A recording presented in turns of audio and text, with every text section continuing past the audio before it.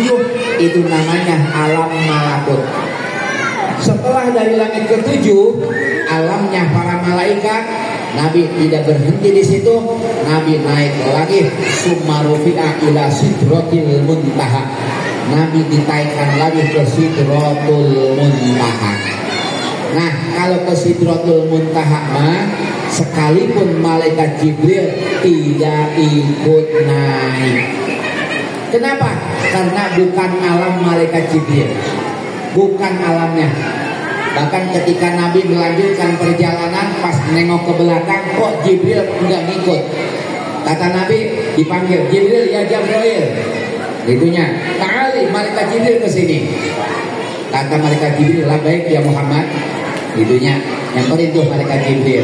Jibril, kenapa kamu berhenti sampai di sini? Ayo ikut terus ke Sidratul Muntaha.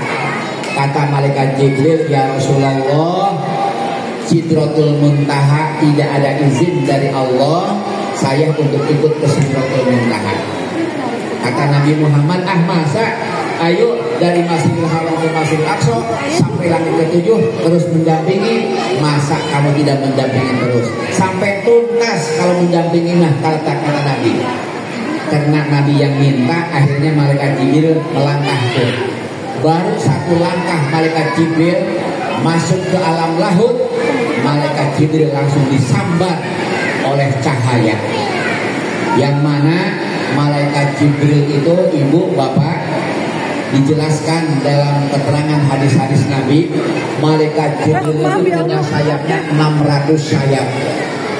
Saking lebarnya itu sayap, dengan satu sayapnya saja planet bumi ini terbungkus dengan satu sayapnya malaikat Jibril. Luar biasa. Tapi malaikat Jibril berani melangkah ke alam lahut, langsung malaikat Jibril ciut kecil. Dijelaskan dalam syarah kitab Kasyifatus Saja Bisari Sakinatul Najah, malaikat Jibril kecil kal usfur, bagaikan burung piit. Burung piit manu peking ke orang dia man. Burung piit besar apa gede? Kecil. Langsung ciut malaikat Jibril, kecil. Dulu ada film apa tuh yang suka ngecilin? Bayul, Tuyul dan Bayul apa ya? Gitunya, suka ngecilin. Malaikat Jibril yang begitu besar langsung ciut kecil sebesar burung piit, kecil, subhanallah. Akhirnya, ya Muhammad, tidak ada izin dari Allah. Coba saya balikan lagi ke tempat tadi dan kembalikan lagi seperti semula. Akhirnya Nabi berdoa kepada Gusti Allah, ya Allah, kembalikan lagi malaikat Jibril seperti semula. Akhirnya langsung malaikat Jibril, karena Nabi yang diminta, langsung malaikat Jibril kembali seperti semula. Nah, Nabi melanjutkan terus perjalanan sampai ke Sidratul Muntaha. Bahkan di situ warufi al-hijabu, dihilangkan hijab penghalang antara Nabi dengan Allah Subhanahu wa taala. Sehingga dijelaskan dalam Al-Barzanji juga, wa ara bi ainaya ila hadrati. Nabi dengan matanya Nabi sendiri, dua matanya Nabi bisa melihat langsung kepada Allah Subhanahu wa taala. Karena sudah dihilangkan penghalangnya atau hijabnya. Nah, pada akhirnya Nabi dipanggil oleh Allah Subhanahu wa taala, wa faradallah, Allah memardukan kepada Nabi dan kepada umatnya khamsina sholatan, 50 sholat. Makanya tadi dalam hadis Nabi, faradallahu alayya wa ala ummati khamsina sholatan. Allah telah memardukan kepadaku dan kepada umatku 50 kali sholat. Suka ada mubalik, suka ada yang menjelaskan khamsina sholatan itu 50 waktu. Bukan 50 waktu, 50 kali sholat. Tapi kata Nabi, uraji'uhu wa as'aluhu tahbib. Jadi asalnya sholat yang dipandukan oleh Allah itu kita harus sholat 50 kali sholat. Tapi kata Nabi, tak henti-hentinya aku bolak-balik kepada Gusti Allah Subhanahu wa taala dan memohon kepada Allah minta dikurangin sholat, jangan 50 kali sholat. Ibu, kalau bapak seandainya sholat kita 50 kali sholat, berat enggak tuh? Berat. Pakana fi waktu subhi asharu sholatin. Asalnya sholat itu di waktu subuh 10 kali sholat. Wa fi waktu zuhri hakaza wa kazalika. Begitu juga di waktu zuhur 10 kali sholat. Waktu asar 10 kali sholat. Maghrib, isya, subuh sama 10 kali sholat. Jadi asalnya ibu, kita harus sholat itu zuhur harus 10 kali, asar harus 10 kali sholat, maghrib, isya, subuh 10 kali sholat. Setiap sholat 2 rakaat. Coba tinggal dikalikan 50 kali 2, berarti sholat yang harus asalnya yang harus kita laksanakan 100 rakaat. Berat. Menurut sebagian riwayat hadis, ketika Nabi pulang dari Sidratul Muntaha di langit ke-6, kata istilah di sini mah dipegat, ditanya oleh Nabi siapa tadi yang di langit ke-6? Siapa? Nabi siapa? Nabi Musa alaihi salam. Lupa ya? Nabi Musa. Kata Nabi Musa, ya Muhammad, apa yang telah Allah fardukan dan Allah perintahkan kepadamu dan umatmu? Kata Nabi Muhammad, Allah telah memardukan kepadaku dan kepada umatku khamsina sholatan, 50 kali sholat. Kata Nabi Musa, Muhammad, tolong minta dikurangi ke Gusti Allah, tolong balik lagi lah, jangan langsung pulang ke bumi, ya, balik lagi ke Gusti Allah, minta dikurangin. Akhirnya Nabi bolak balik sampai 9 kali. Ya, sampai 9 kali. 1 kali dikurangi 5, dikurangi 5, dikurangi 5, 9 kali 5, 45. Maka sholat jadinya yang diwajibkan kepada kita adalah cukup 5 kali dalam 5 waktu. Jadi satu waktunya cukup 1 kali. Zuhur hanya 1 kali, asar, maghrib, isya, subuh hanya 1 kali. Tapi jangan khawatir, walaha ajrul khamsina. Sekalipun hanya 5 kali, tetap pahalanya sama, akan Allah berikan pahala dengan yang 50 kali sholat. Dasarnya tadi, barang siapa yang melaksanakan kebaikan, maka akan Allah balas 10 kali lipat. Itu pun 5 kali pun kata malaikat, kata Nabi Musa, Muhammad masih berat, 5 juga masih berat, minta dikurangin lagi. Aduh, kata Nabi, udah 9 kali, saya malu, masa udah 9 kali minta dikurangin 5, tinggal 5, masa harus dikurangin lagi. Nah, akhirnya sholat yang diterima oleh Nabi dan kita 5 waktu sholat. Ibu bapak yang saya hormati, yang 5 waktu itu pun bagi kita adalah sholat yang paling banyak. 5 waktu. Kenapa? Dijelaskan dalam sarah kitab Al-Bajuri fi Syarhi Fathul Qorib. Dijelaskan li Adama subhun wal isa li Yunusa wa zuhrun li Dawuda wa ashrun li Najlihi wa maghribun Yaquba kada syarhun musannadu wa li abdil karimi pashkuronna li fadlihi. Ibu, bapak, Nabi Adam dulu sholatnya subuh doang. Nabi Adam tuh sholat Nabi Adam subuh doang. Tapi wallahu alam subuhnya Nabi Adam tahu jam berapa? Mungkin subuhnya Nabi Adam jam 12 malam. Gitu ya. Mungkin subuhnya Nabi Adam tahu jam berapa. Dan juga mungkin bukan hanya 2 rakaat. Jadi Nabi Adam sholatnya subuh doang. Lalu wal isa li Yunusa. Kalau Nabi Yunus sholatnya isya doang. Nabi Yunus tuh sholatnya isya doang. Wa zuhrun li Dawuda. Kalau sholat zuhur sholatnya Nabi Daud. Wa asrun li Najlihi. Kalau sholat asar sholat putranya Nabi Daud. Siapa putranya Nabi Daud? Nabi Sulaiman alaihi salam. Jadi Nabi Sulaiman sholatnya asar doang.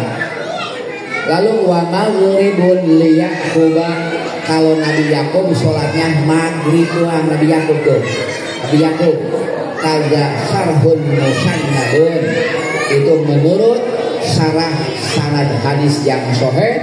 Wali Abdul Karimi Pashkurona Lifatihi, tetapi bagi hamba Allah yang mulia Nabi kita Kanjeng Nabi Muhammad sholat 5-5-nya, termasuk kita umatnya diberikan semuanya ya. Jadi Nabi Yakub tadi sholatnya apa? Maghrib. Ada yang sholatnya maghrib doang. Nah, zuhur, asar, isya, subuh enggak. Ada yang maghrib doang. Jangan, itu mah sholatnya Nabi Daud. Subhanallah. Jadi itulah sholat yang wajib 5 waktu ya. Dijelaskan dalam hadis Nabi, man tawaddu'a wa asbago al-wudu'a, itunya barang siapa yang melaksanakan wudu lalu wudunya sempurna. Wudu yang sempurna adalah fardu wudu yang 6 dan sunnah-sunnah wudu yang 10 dilaksanakan. Wa aqama sholat, lalu mendirikan sholat ya. Wa atamma ruku'aha wa sujudaha wa qira'ataha, di waktu mendirikan sholat sempurna syarat dan rukunnya, dengan cara menyempurnakan ruku dan sujudnya juga bacaannya sempurna. Jadi barang siapa yang melaksanakan wudu, wudunya sempurna, sholatnya terpenuhi syarat dan rukunnya, hal yang membatalkan ditinggalkan. Syarat sholat ada 8, rukun sholat ada 17, hal yang membatalkan sholat ada 14, sempurna sholatnya.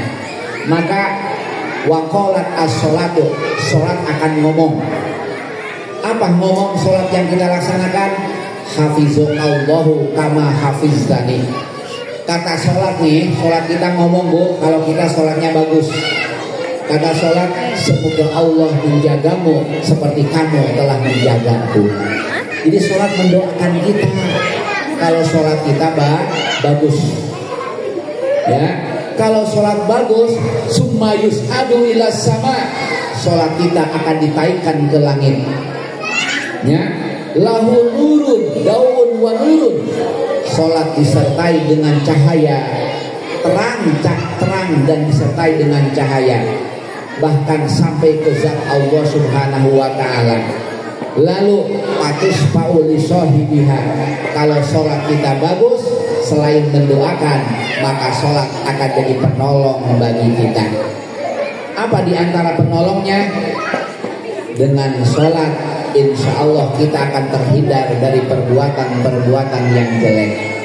Karena Allah jelaskan di dalam Al-Quran, inna sholata tanha anil fahsya'i wal munkar. Sesungguhnya sholat itu sholat yang benar nih. Sholat yang bagus bisa mencegah perbuatan keji dan munkar. Kita kaji kalau dalam kitab fikih. Allah kan di dalam Al-Quran menjelaskan wa aqimus sholah, bahasanya bukan if'alus sholah. Aqimus sholah, dirikan sholat, bangunlah sholat. Ai'uktu biha muqawwimatan wa mu'addilah, laksanakanlah sholat. Sholat itu seperti kita membangun bangunan yang kokoh dan sempurna. Bihaitsu takunu mustafiyatan li syurut wal arkan. Sholat yang bagus, yang benar-benar mendirikan sholat adalah sholat yang terpenuhi syarat dan rukunnya sholat. Itu menurut fikih.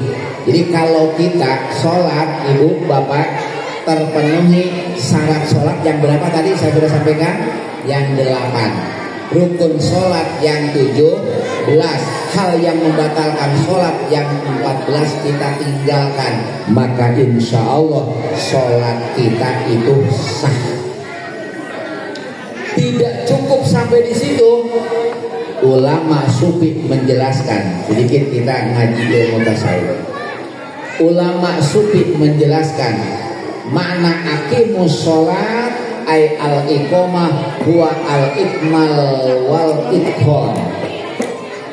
Yang dimaksud mendirikan sholat itu sholatnya harus sempurna dan kokoh kuat. Ada istilah orang Arab, qoma rajulun darahu iza akmala. Seseorang mendiami rumahnya apabila rumah tersebut telah selesai dan telah sempurna. Bahkan bukan hanya selesai rumahnya saja, setiap hal yang dibutuhkan, yang diperlukan di rumah itu harus siap. Ibu, bapak, kita sebelum mendiami rumah, tentu rumah kita itu udah sempurna. Ya, udah sempurna, udah ada ruangan depannya, udah ada kamar tidurnya, udah ada ruangan dapurnya, bahkan udah ada kadang-kadang sebelum kita ditempati itu rumah direnov dulu. Ya, kita punya mobil udah ada garasinya, bahkan udah dibikin pagernya.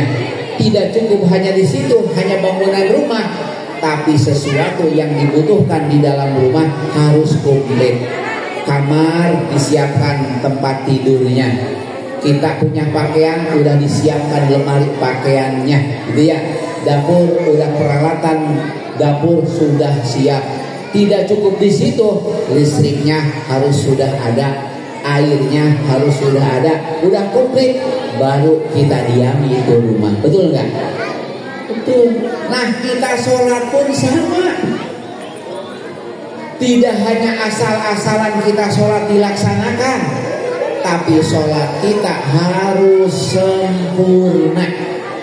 Apa yang diperlukan, apa yang dibutuhkan, sholat kita itu harus sempurna.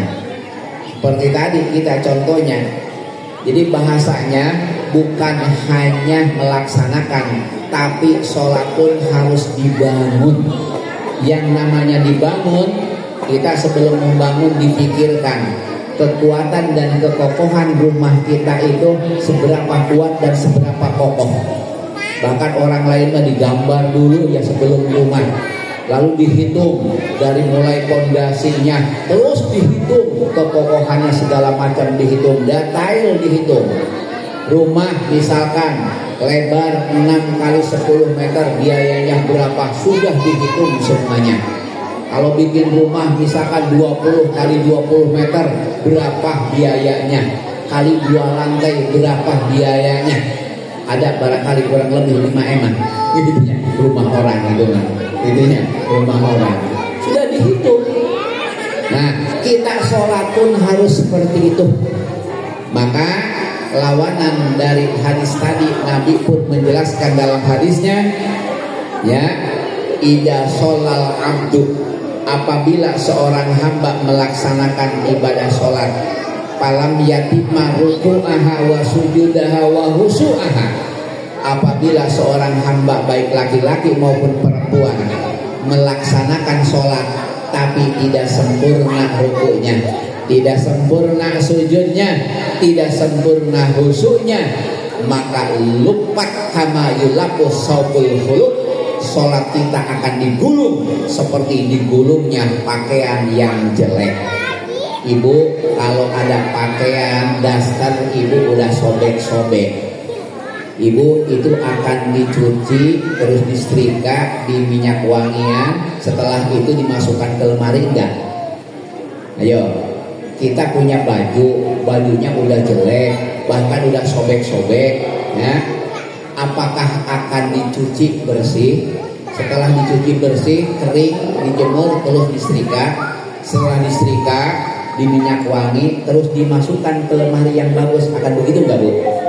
Enggak. Paling kalau baju butut mah baju jelek, ya biasanya dipakai apa? Dipakai keset atau dilempar ke pojokan, betul enggak? Bahkan sekarang di kontrakan itu saya sedikit ada tetangga saya juga ada sedikit, tentunya itu baju padahal masih bagus sudah pada dibuang ke tempat sampah. Nah, apalagi kalau baju butut. Nah, sholat kita pun ibu, kalau sholatnya jelek bagaikan baju yang jelek. Kalau sholatnya yang bagus tadi, bagaikan kita punya pakaian yang harganya jutaan, gitu ya.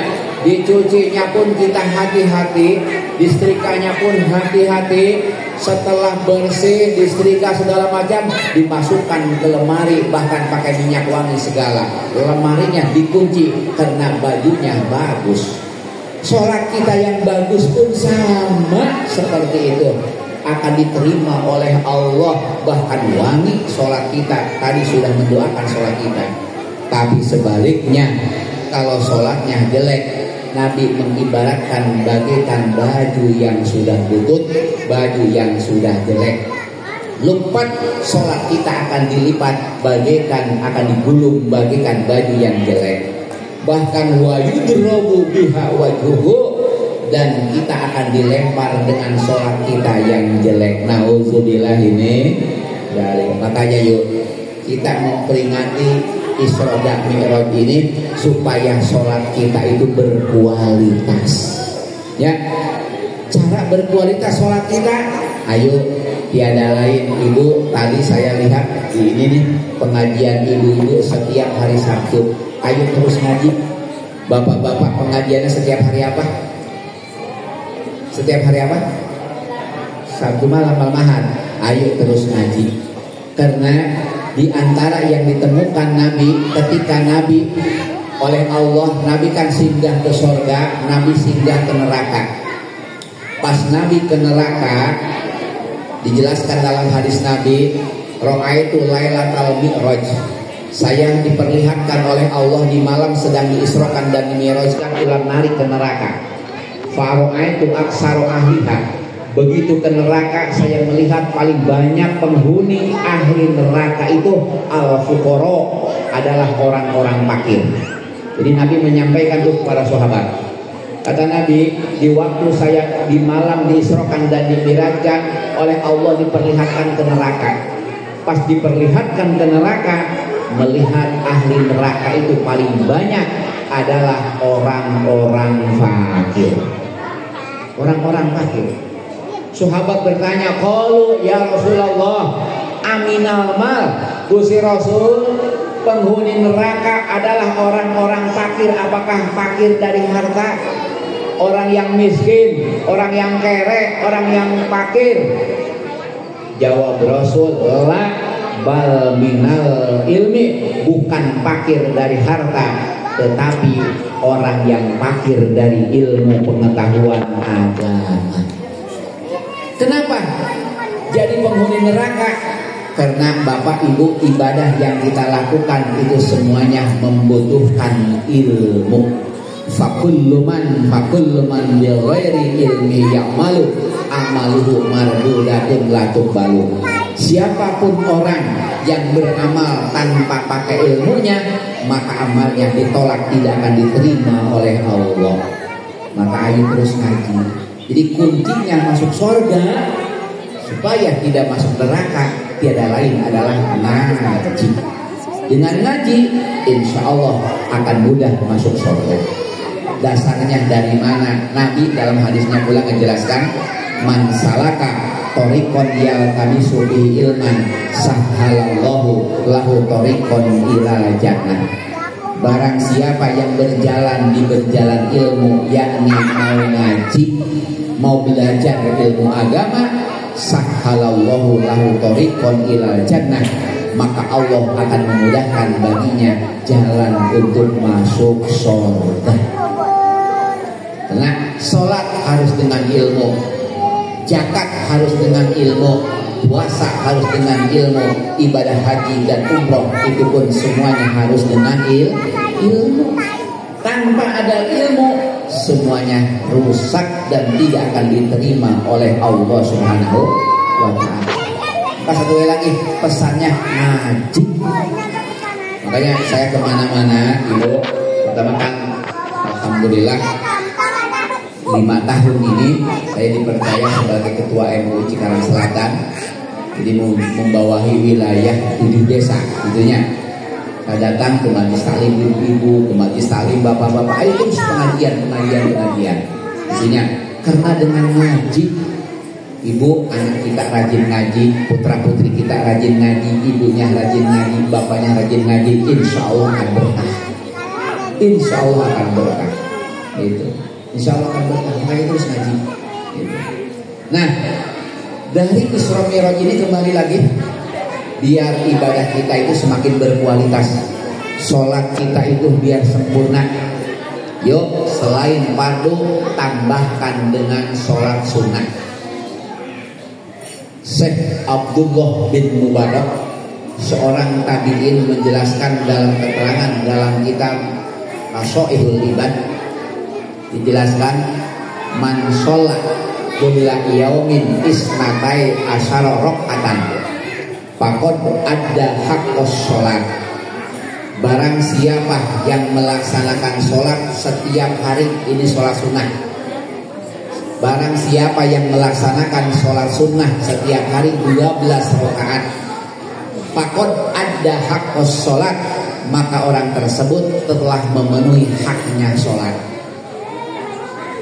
Mana yang 12 rakaat? Itu adalah sholat sunnah rawatib. Menurut Imam Tirmizi dalam keterangannya, salah satu perawi hadis, yang 12 rakaat itu adalah 4 rakaat sebelum zuhur. Kosok tara ibu sholat sebelum zuhur 4 rakaat. Bapak sholat sebelum zuhur 4 rakaat, biasa enggak dilaksanakan? Jarang. 4 rakaat sebelum zuhur, lalu 2 rakaat sesudah zuhur, 6 ya. Lalu 2 rakaat setelah maghrib, 2 rakaat setelah isya, dan 2 rakaat sebelum subuh. Berarti 12 rakaat. Syukur-syukur sholat sunnah rawatib yang 22 rakaatnya kita laksanakan semuanya. Rawatib kan terbagi 2, 1 ada yang muakkadah, 2 ada yang goer muakkadah. Ini orang ngaji we, jadi masih doko deh canda gitu ya. 22 rakaat yang muakkadah 10 rakaat, yang goer muakkadah 12 rakaat. Syukur-syukur semuanya. Qabla zuhur 4, ba'da zuhur 4, qobliyah asar 4 kali 3 udah berapa tuh? 12. Qobliyah maghrib 2, 14. Ba'diyah maghrib 2, berarti udah 16. Ya, udah 16. Lalu setelah itu qobliyah isya 2 rakaat. Ba'diyah isya 2 rakaat. Berapa tuh? Udah 20. Qobliyah maghrib, qobliyah subuh atau sholat sunnah fajar 2 rakaat, berarti semuanya 22 rakaat. Itu kata Imam Syekh Abdullah bin Mubarak, barang siapa yang melaksanakan sholat sunnah setiap harinya 12 rakaat, faqad adda haqqos sholat, maka orang tersebut telah memenuhi hak dan kewajibannya dalam melaksanakan ibadah sholat. Ayo introspeksi kepada diri kita masing-masing. Udah belum kita memenuhi haknya sholat? Gitu.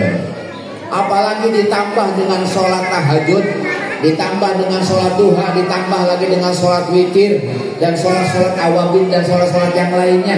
Insya Allah itu akan lebih berkualitas lagi sholat kita. Ya, jadi dari Isra dan Mi'raj, ayo kita tingkatkan ibadah sholat kita. Lalu kata Syekh Abdullah bin Mubarak yang kedua, waman soma min kulli syahwaman soma salasati ayamin, barang siapa yang puasa 3 hari min kulli syahrin, dari setiap bulan, faqad adda haqqos syiyam, maka orang tersebut telah memenuhi haknya puasa. Setiap bulan ibu minimal puasa sunnah 3 hari. Ulama hadis menjelaskan 3 hari di situ adalah ayyamul bid.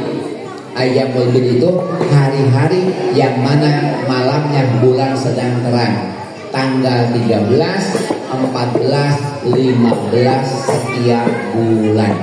Tapi apa? Jangan bulan Masehi, yang hitungan, tapi bulan-bulan Hijriyah. Terkecuali di bulan Zulhijjah diganti jangan dari tanggal 13. Kalau Dzulhijjah mah karena 13 masih hari tasyrik, 14, 15, 16. Barang siapa yang puasa setiap bulannya 3 hari, maka orang tersebut telah memenuhi haknya puasa.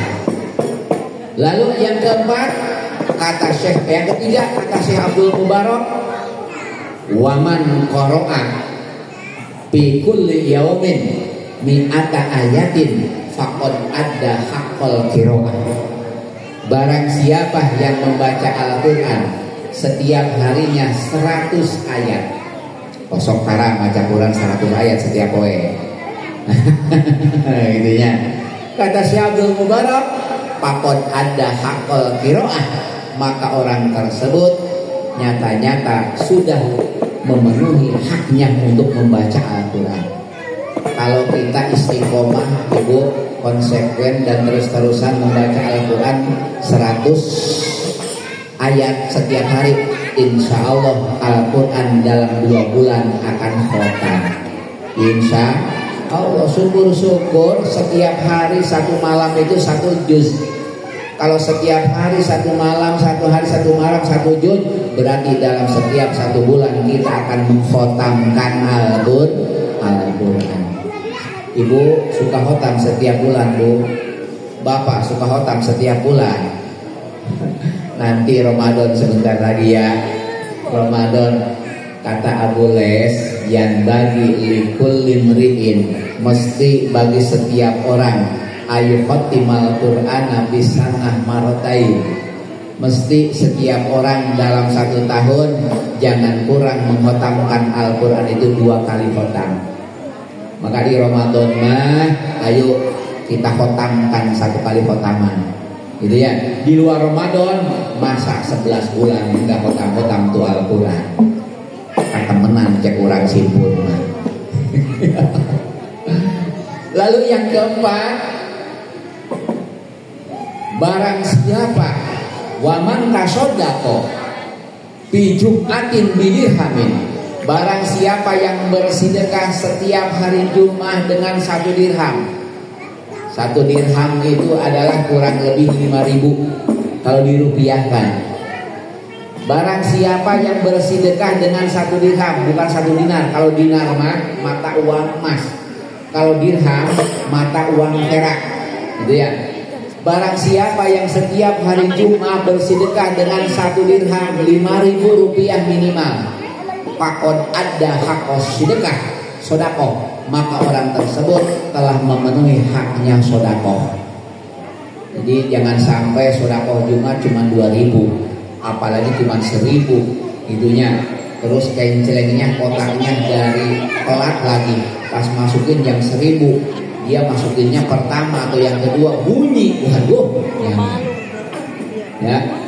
Kita kadang-kadang nggak adil sih hidup deh, nggak adil kadang-kadang hidup deh. Bapak-bapak yang suka ngerokok nih, ya, yang suka ngerokok, Sampurna Mil sekarang 35.000. Saya tahu, saya juga suka beli rokok. Sampurna Mil 35.000. Itu kadang-kadang bapak yang suka ngerokok mah nggak cukup itu sebungkus, itu satu bungkus sehari 1 bungkus, ya. Coba dikalikan 35.000 kali 7, berarti 1 minggu udah berapa tuh? Ayo, berapa? 245.000 seminggu. Itu kalau seharinya sebungkus. Kalau seharinya 2 bungkus 500 kurangnya, taruhlah 500. Itu ngerokok doang, belum kopinya, ya. Ngerokok doang itu seminggunya 500.000, karena seharinya habis 2 bungkus. Pas masukin keropak seminggu hari Jumat 2.000. Itu adil enggak coba? Ya, adil enggak kalau istilah adil? Ya, enggak adil kan? Kalau untuk ngerokok mah kita enggak bilang mahal. Sehari habis 35.000, seminggu hampir 250.000. Pas masukin keropak seminggu sekali cuman 2.000.